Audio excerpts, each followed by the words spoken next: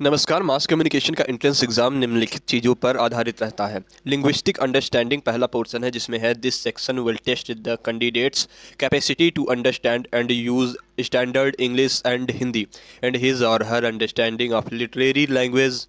This section will test candidates' knowledge of English and Hindi grammar, and it will consist of questions relating to sentence constructing and uses, tenses, articles and prepositions. अब overall बात समझिए। Linguistic understanding के अंतर्गत वो चीज़ें पूछी जाती हैं जो हिंदी या अंग्रेजी भाषा से संबंधित हैं। ये पूरी तरह से एक पोर्शन होता है जो लैंग्वेज पे आधारित होता है मास कम्युनिकेशन के एंट्रेंस एग्जाम में, क्योंकि पूरी मास कम्युनिकेशन की कहानी लगभग और लगभग लैंग्वेज पे ही बेस्ड है। पूरी जर्नलिज्म लैंग्वेज पे ही बेस्ड एक क्राफ्ट है। तो ओवरऑल कहने का आशय ये है कि आपको हिंदी और इंग्लिश लैंग्वेज पे कमांड होनी चाहिए। कमांड का मतलब सिर्फ आपको शब्दों का ज्ञान ही नहीं होना चाहिए, बल्कि उसके साथ उसकी ग्रामर यानी उसके व्याकरण का अच्छा ज्ञान होना चाहिए, क्योंकि जो भी एंट्रेंस एग्ज़ाम हैं वो इन पे फोकस ज़रूर करते हैं।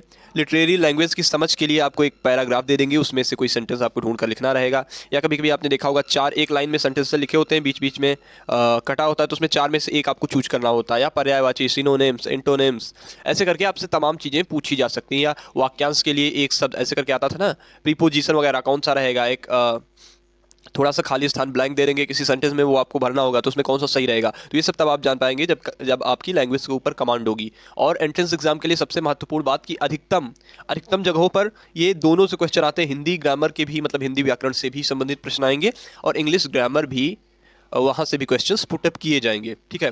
दूसरा सेक्शन है एनालिटिकल एंड क्वांटिटेटिव एप्टीट्यूड। तो एनालिटिकल एंड क्वांटिटेटिव एप्टीट्यूड में क्या है? This section will test the candidates analytical efficiency and qualitative abilities. Question will be regarding summary, interpretation, analytical reasoning, logic and pattern. तो ये पूरा आपका reasoning portion है analytical and quantitative aptitude में। बहुत साधारण स्तर की मैथ्स, मतलब ये एक तरह का आप रीजनिंग समझिए, है ना। और तो इसमें बहुत तरह की रीजनिंग हो सकती है। जैसे कभी कभी आता है कि चार चीज़ दी गई रहती हैं, है ना। जैसे फॉर एग्जांपल आपको चार ऑप्शंस दिए गए हैं, गाय, भैंस, बकरी और गौरैया। तो इसमें चारों में अलग कौन सा है गौरैया, ऐसे आपको चूज करने को आ सकता है। या नंबर्स में रीजनिंग आ सकती है, जैसे 1 3 5, फिर उसके बाद क्या होगा, 7 होगा, या ऐसे करके मतलब रीजनिंग उस तरह के क्वेश्चंस पुटअप किए जा सकते हैं। फिर तीसरा पोर्शन है जनरल नॉलेज, और अगर आपको यही कायदे से आता है तो मास कम्युनिकेशन का एंट्रेंस एग्जाम लगभग आप क्वालिफाई कर ले जाएंगे, उसमें कोई बहुत बड़ा इशू नहीं है। तो इसमें जनरल नॉलेज में देखिए तमाम सारी चीज़ है। सबसे पहला इंडियन इकोनॉमी में बात करते हैं। तो इंडियन इकोनॉमी के की factors: natural resources, human resource, size of the population and it's configuration, education, main economic problems, poverty, unemployment, disparity, inflation, trends, causes, remedies, economic recovery. अब देखिए इतनी चीज़ें हैं, मैं आपसे बता रहा हूँ अब आपको कि क्वेश्चंस कैसे पुटअप किए जाएंगे।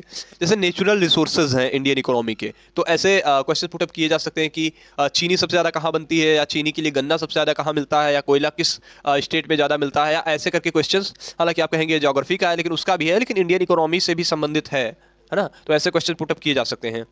साइज ऑफ पॉपुलेशन वगैरह, तो ये सब क्वेश्चन आप समझ रहे हैं ना, पुटअप किए जा सकते हैं। पॉवर्टी, तो एक चीज़ जान लीजिए कि ये बार बार क्वेश्चन आता है कि वर्ल्ड लेवल में पॉवर्टी इंडेक्स में हंगर इंडेक्स आता है, पॉवर्टी इंडेक्स आता है, अनएम्प्लॉयमेंट इंडेक्स आता है, और ये सारे इंडेक्स आते हैं। तो इसमें आप ये चीज़ें जरूर पढ़ लीजिएगा कि इंडिया की रैंकिंग क्या है लेटेस्ट ईयर में। ठीक है। इन्फ्लेशन, तो इन्फ्लेशन वगैरह पूछा जा सकता है। जैसे ये भी क्वेश्चन मेरे हिसाब से पुटअप किया जा सकता है कि ड्यूरिंग कोविड पैंडेमिक इन्फ्लेशन का मैक्सिमम रेट क्या रहा, है ना। तो ये चीज़ें पूछी जा सकती हैं।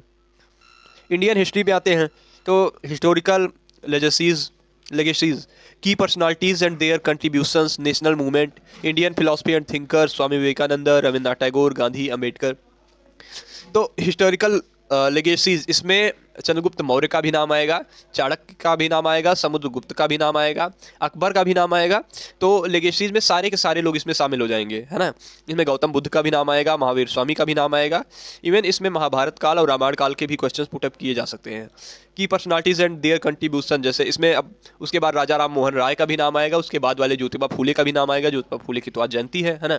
नेशनल मूवमेंट अगला टॉपिक है। तो नेशनल मूवमेंट सिर्फ और सिर्फ आज़ादी के मूवमेंट्स की यहाँ पे बात नहीं हो रही है, जितने सारे भी अभियान चलाए गए थे या चलाए जा रहे हैं यहाँ, उन सभी की बात हो रही है नेशनल मूवमेंट में। चिपको आंदोलन एक चला था वन बचाने के लिए, बेटी बचाओ बेटी पढ़ाओ, इन सारे आंदोलन की बात की जाएगी। अब आप कहेंगे कि ये तो हिस्ट्री नहीं है, तो ये हिस्ट्री ही है।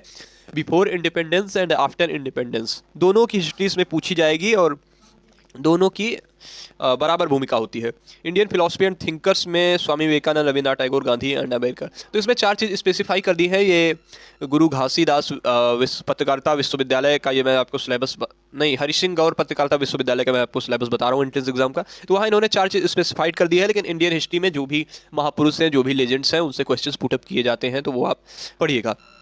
फिर इंडियन सोसाइटी एंड कल्चर, तो structure of Indian society, caste, class, tribe, political institutions, इन सभी से क्वेश्चन आते हैं। जैसे अभी ये क्वेश्चन आ सकता है कि हाल ही में 2019 के चुनाव में किस पार्टी को विजय मिली, या आरजेडी का पूरा नाम क्या है, या इसमें एक तरह से करंट अफेयर से भी जोड़कर, इसको दोनों को एक तरह से जोड़कर उससे क्वेश्चन पुटअप किए जाते हैं। जैसे अभी कि जैसे 2020 या के बिहार के विधानसभा चुनाव में किस पार्टी की जीत हुई, या ऐसे करके भी क्वेश्चन से पुटअप हो जाते हैं। या कभी कभी आ जाता है कि ये फलाना जाति किस समुदाय से संबंध रखती है, ऐसे करके भी क्वेश्चन आ जाते हैं। लेकिन ये बेसिकली क्वेश्चन ट्राइब वगैरह से भी संबंधित होते हैं, जनजातियों से। फिर अगला है social transformation in India, social movement, main reforms and reformers. देखिए ये चीज़ हिस्ट्री में भी आपको मिल जाएगी, यहाँ भी मिल जाएगी। सोशल मूवमेंट में मेन रिफॉर्म्स और रिफॉर्मर्स जो भी हैं, जो भी महान समाज सुधारक हैं, जो भी समाज सुधार हेतु कार्य हुए हैं, उनको आपको पता होना चाहिए। जैसे विधवा पुनर्विवाह एक है ना, उसके अलावा बाल विवाह का अंत है, सती प्रथा का अंत है। तो ये सारी जो कुरीतियों के खिलाफ आंदोलन चलाए गए थे, इनके बारे में आपको नॉलेज होना चाहिए मास कम्युनिकेशन का एंट्रेंस एग्जाम क्वालिफाई करने के लिए, है ना। फिर classical dance, architecture, education, painting, music, theatre, literature, festivals. ठीक है, इसकी बात करते हैं। क्लासिकल डांस, कुचिपुड़ी कहाँ का नृत्य है, कथक कहाँ का नृत्य है, ऐसे करके सारे आपको डांस पता होने चाहिए। जो भी मेजर डांस है वो सिर्फ ना मास कम्युनिकेशन में, बल्कि यूपीएससी या एसएससी या यूपी ट्रिपल एससी या हर छोटे बड़े एग्जाम में पूछे जाते हैं। आर्किटेक्चर, तो आर्किटेक्चर का मैं बहुत ज़्यादा नहीं कह सकता। एजुकेशन, और एजुकेशन में भी कुछ क्वेश्चन पुटअप किए जाते हैं। जैसे आपसे आ गया कि वाइस चांसलर संबंधित है यूनिवर्सिटी या ऐसे करके उसमें चार ऑप्शंस दे दिए गए, स्कूल या फिर कोचिंग इंस्टीट्यूट, या एक और ऑप्शन आपके पास कोई दे दिया गया है ना, कॉलेज डिपार्टमेंट। तो इसमें वो यूनिवर्सिटी संबंधित, ऐसे करके भी क्वेश्चंस पुटअप किए जाते हैं। पेंटिंग में कुछ बड़े पेंटर्स के नाम, है ना, पिकासो वगैरह के। म्यूजिक में, म्यूजिक इंडस्ट्री में भी याद रखिएगा, ग्रैमी अवार्ड या जो भी बड़े अवार्ड्स हैं, इवन मिर्ची म्यूजिक अवार्ड तक का भी जिक्र होता है कि किससे मिला है, ये सारे क्वेश्चन पुटअप किए जाते हैं। थिएटर, तो थिएटर के जो भी बड़े थिएटरिस्ट हैं जिन्होंने बड़े नाटक लिखे हैं, बड़े प्ले लिखे हैं, उनके बारे में भी आपको पता होना चाहिए। लिटरेचर, लिटरेचर में हमेशा बुक्स के क्वेश्चंस आते ही हैं। पिछले एक साल की आप बुक्स देख ही लीजिएगा, जो भी बुक्स हैं कि क्या है, मतलब कौन सी पुस्तक किसने लिखी, जो भी मेजर बुक्स हैं, खास करके मैं आपको बता रहा हूँ, गूगल कर लीजिएगा, बेस्ट सेलर बुक्स आप देख लीजिएगा। बेस्ट सेलर का मतलब है कि जो सबसे ज़्यादा बिकने वाली किताबें हैं, ठीक है, तो उनसे क्वेश्चन पुटअप किए जाते हैं। उनमें भी इंटेलेक्चुअल पे किए जाते हैं, लेकिन ये आप देख लीजिएगा। फिर इंडियन पॉलिटिकल सिस्टम, इसमें Indian constitution, secularism, socialism, parliament and government, important legal provisions.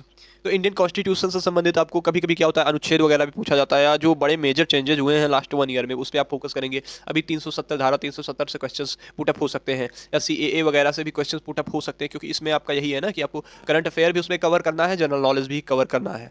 तो ये चीज़ें हैं, तो आप उस पर भी फोकस करिएगा। मेरे कहने का आशय यह है कि मतलब पूरा इंडियन कॉन्स्टिट्यूशन आप देख लीजिएगा, या आपको जो भी टॉपिक्स चाहिए आप खुद ही टॉपिक लिख जाओ, तो मैं उस पर वीडियोस बना दूंगा पर्टिकुलर उसके स्टडी मटेरियल के साथ, है ना। फिर अगला है इन्वायरमेंट एंड इकोलॉजी, ये हमेशा ध्यान रखिएगा। इन्वायरमेंट से हमेशा 2, 4, 5 क्वेश्चन आते ही आते हैं। Global environment change, degradation of biodiversity, pollution, main types and there effects, global warming, climate change and the need of sustainable development. ठीक है, तो इसमें भी आप ध्यान रखिएगा, ग्लोबल वार्मिंग या ये सब जितने भी टॉपिक्स मैंने बोले, इनसे क्वेश्चंस पुटअप किए जाते हैं। ठीक है, और ये चीज़ है।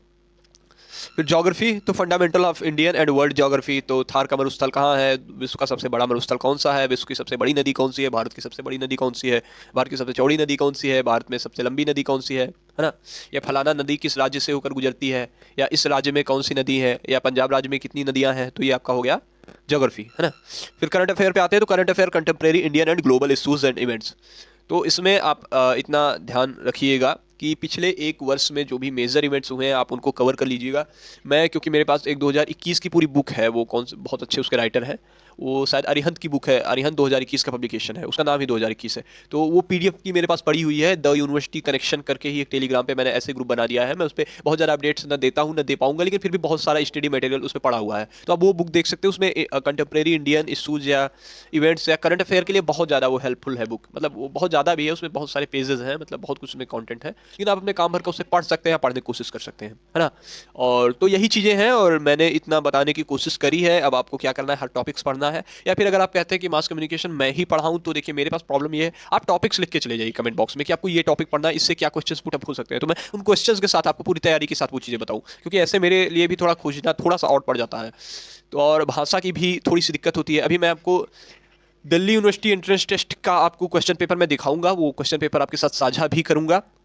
अब हमने शुरू कर दिया है तो उस पे भी काम करेंगे, लेकिन इतना तब तक आप ध्यान दिए रहिए और सवाल अपने कमेंट बॉक्स में छोड़ जाइए, खास करके जो आपको स्पेशल टॉपिक्स पढ़ना हो। मैंने राष्ट्रीय फिल्म पुरस्कार पढ़ाया ही है, मैंने आपको जितने भी मेजर फुल फॉर्म्स हैं आपके मास कम्युनिकेशन के वो बताए ही हैं, और मैंने जो भी समाचार पत्र हैं प्रिंट मीडिया की हिस्ट्री वगैरह बताई ही है वैसे, लेकिन मैं मीडिया की हिस्ट्री या मीडिया पे मैं दोबारा शुरू करूँगा कुछ बहुत जल्दी ही, तो उस पर फिर बात करेंगे। ठीक है, फिलहाल धन्यवाद, नमस्कार।